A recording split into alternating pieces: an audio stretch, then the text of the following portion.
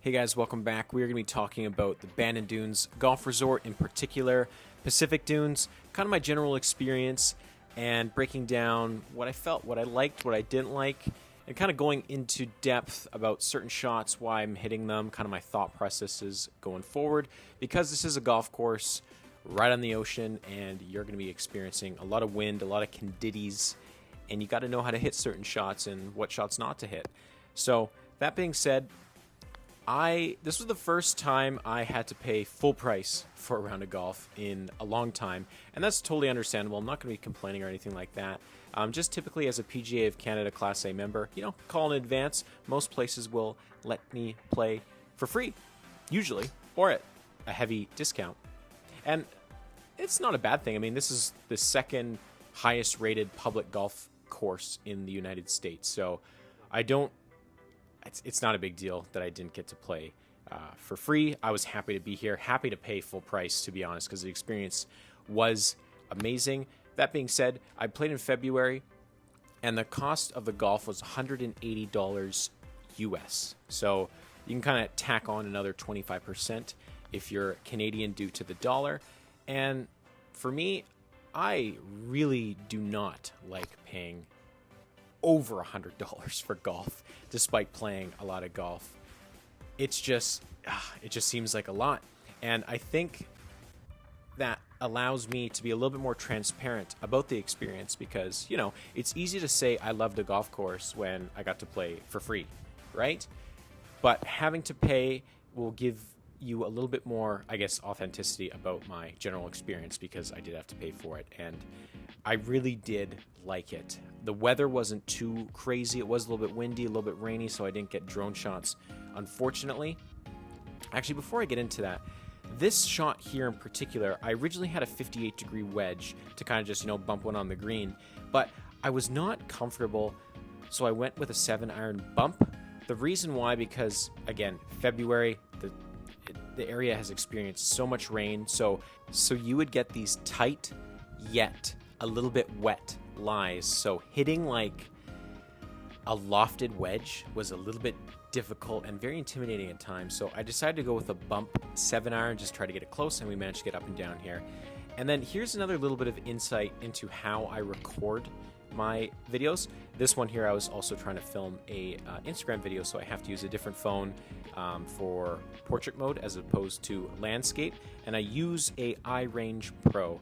Now, it does stick into the ground, and it's about the width of a golf tee. So before you guys tell me that I'm damaging the green, I am not. It's very easy to film, very friendly. And I think this is the signature hole on the golf course, number 4. Absolute beautiful hole with the ocean all up the right side. I hit a cut off the tee because the wind was coming off the ocean from the right, and this was probably one of my best. We'll get into it a little bit later, but this is either my best or my second best played hole of the day. But I got about a 17-footer here for birdie. This one snakes left to right, and we managed to pour it in. Very, very happy. I had the marshal looking on from the distance, cheering me on. That was a very cool moment here. And that's another thing, too, when it comes to the experience. The staff here on the golf course was unbelievably friendly. Like almost too friendly. It was so nice and such a breath of fresh air. There was every 2 or 3 holes, you would have someone either directing you where to go to the next tee box, or just hanging out, whether it was a marshal or whatever. And they were all so incredibly friendly.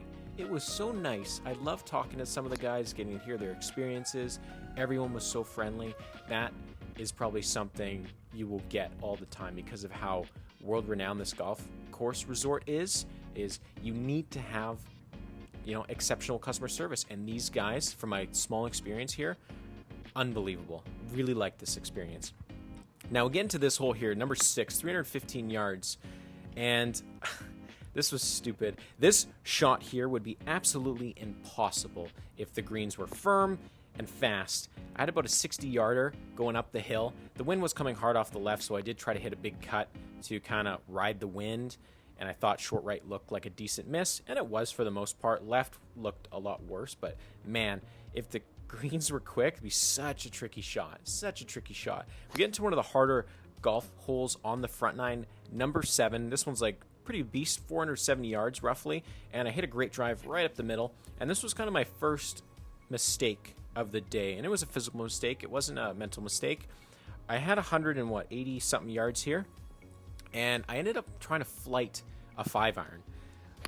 Hit a really low one, try to get it in there, but managed to kind of, I got a little bit steep on it, and it got a little floaty, and it ballooned up, and it only went like 170 yards. So I had this really long putt for birdie here, and I just did not hit a good one. Hit it about 7 feet short. Now, the greens, I'm not going to say were slow. They weren't mega quick or anything like that, but in terms of February conditions with all the rain, they were fine. Probably stimping it around like, I don't know, maybe like a 9-ish, right? And again, this is a golf course resort. People come here, for the vast majority of people are higher handicappers, so they don't want to play like 13-degree stimp hard greens. I'd love to, but unfortunately the vast majority don't.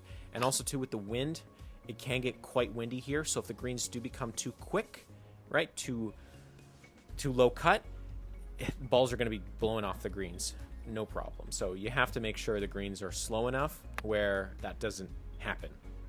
And we did get our first bogey of the day, which was very unfortunate, but you know what? That's the way it goes sometimes. And it was a 3-putt, so very avoidable, but that's fine. This was one of the worst putts I hit all day as well. Just, I don't know how that putt broke that much left. I just hit such a bad putt.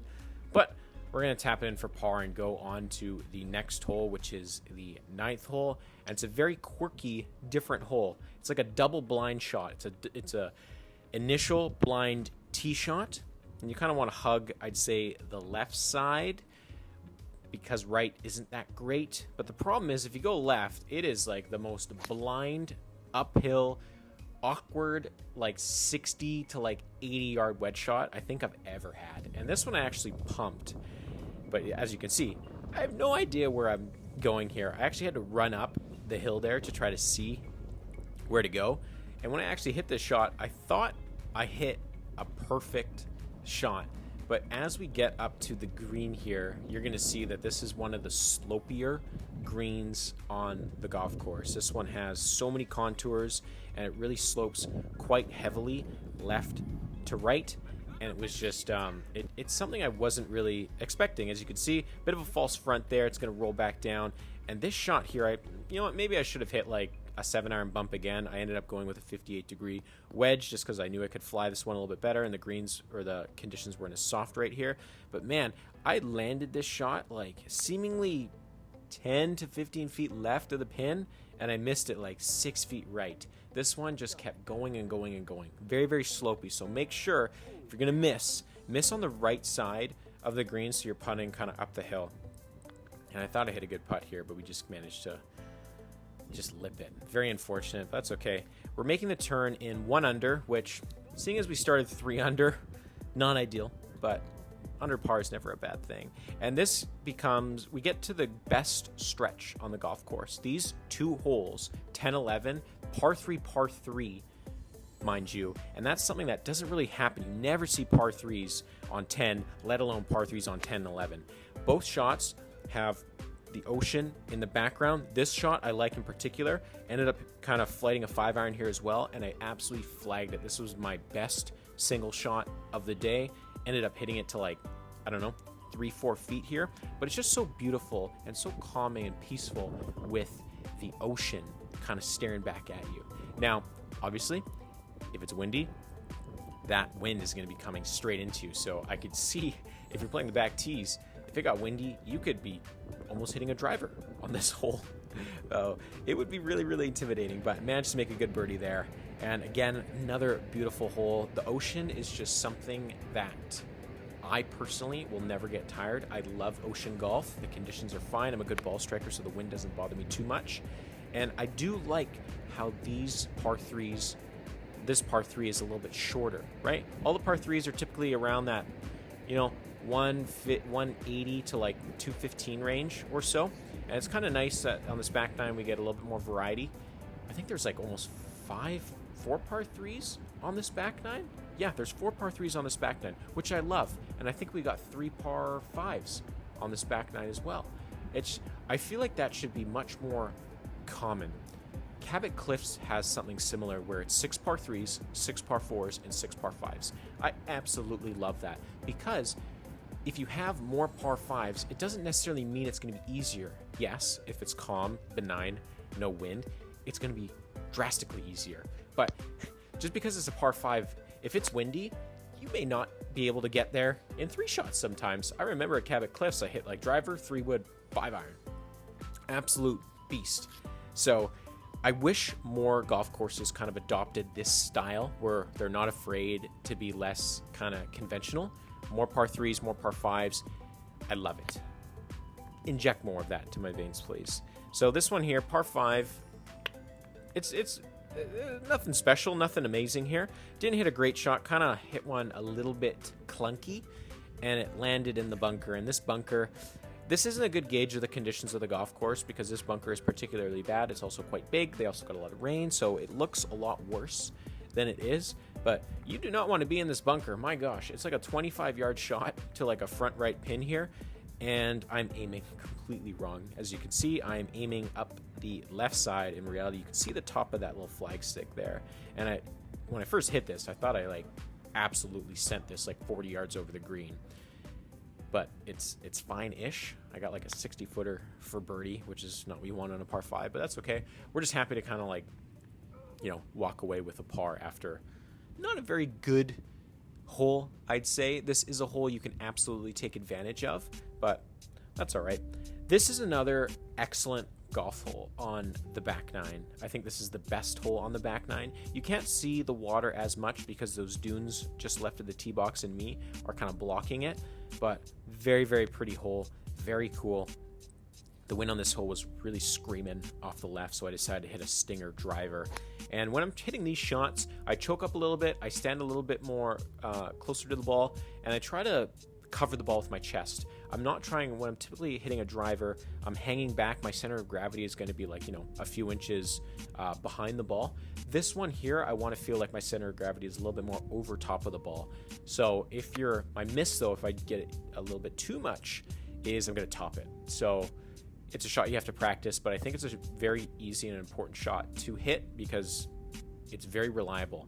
If I'm like cooking, I can just hit this on repeat, just rip it like 250 yards straight down the middle, and it runs forever. It's a very, very handy shot to have. So, like I said, I just choke up, stand a little bit more closer. I put the ball maybe a hair more in the middle of my stance, not in the middle, but closer to the middle. I swing easy, and I just try to cover it. And as you can see, as I was talking about earlier, that's the view you get from the green. Very beautiful. And unfortunately, we are now making our trip back to the clubhouse, so we won't be seeing the ocean too much anymore. So pretty much your ocean holes is 4 to 13, I'd say. Four to finishing 13 would be your ocean holes. So it's a good chunk of ocean holes. I can see why maybe some of the people don't necessarily love some of the inland holes, but they're fine for me. You can't have every single hole in the ocean. It's going to get... No, you got to not be on the ocean to appreciate the ocean here. But we got a par 5 here. This one is not the longest, 540 yards. So we do have a good crack at getting this one into. Unfortunately, I hit kind of a spinny little cut here, a little heely, so it didn't go really far. So I'm going to have, almost 300 yards into the green here. So I decided to go diesel off the deck here. I know I wasn't going to be able to get to the green in 2, but I was like, might as well just give it a rip. And one thing I didn't know at all was there's this fairway bunker that is completely in the middle of the fairway that I had no idea was there, and it's like around 80 yards. So I hit an absolute screamer, a missile at the green. I thought it was going to be perfect. But I get there and I see it's in this stupid bunker. So I got about like 80 yards here, and I actually hit a really good shot. And my thought process here with fairway bunkers is to maintain my posture throughout the swing, right? I don't want to get down. I don't want to come up. I just want to like stay within my posture and just kind of like back through. Feet are very quiet. I'm not doing a lot of leg work. I usually take more club, swing easy, just make sure solid contact is the priority. And I hit this like pin high, but it ripped back like 30 yards with all that spin. So it was a little disappointing because I felt like I hit a decent shot and I'm not necessarily rewarded, but you got to control the spin. That's another thing. Condities are soft. And I actually hit a really good pitch here to about 6 feet. And again, we ended up going with a lofted club because the conditions were a little bit softer. Again, if the conditions were firm, I think I would maybe have to either hit it quite high or even go with, bumping something low. I would love to come back and play this golf course when the conditions are quite firm and fast to see how differently I play, because you cannot throw lofted wedges left, right, and center here. You just simply cannot, because it is going to be so tough. You're going to get eaten alive by just chunk city. You're going to be chili dipping everything. It's not going to be great. So we got a couple holes left here. 16. This is another shorter par 4 here, and I was actually surprised to learn that the course isn't crazy long. I think it's like 6,700 yards. But again, with the wind, it could be playing really long with how windy it could be. But I just thought, this is rated one of the hardest golf courses in the area. Not in the area, but like in the U.S. And definitely at Bandon. It's always seen as the hardest course at Bandon. So I was just very surprised to see that it was so short. But it definitely didn't play as short as I thought. But this was one of the worst swings of the day, just as you can see me coming up and out of it, just really extending everywhere. It was not a good swing. And it was just such a bad one because I just toe jammed it, and it was just, I'm going to have like the hardest chip shot here from like 25 yards. I'm going to have to aim this like so far right and just have it come back. And I ended up bumping, I think, an 8-iron or a 9-iron here, just because I was not going to hit a lofted wedge. And this ball just took off. It just went like 30 feet right to left. It was such a tricky shot. And when you're analyzing your own game, you can't make the mistake of blaming the chip shot here, because it's a very difficult one. You have to blame the approach shot. It should have been better. But this is one thing that you don't see too much on the golf course, and you see it so much here, is the gorse like blooming with the yellow. It was very pretty, very nice, very calming. I loved it. It was such a nice touch and feature. It almost felt like you were in Scotland or Ireland. Very cool. So we're making our way to the clubhouse here, and people do say that 18 and 1 are usually not the greatest holes on Bandon as a whole, as a resort, because what happens is, you got the ocean, you got everything there.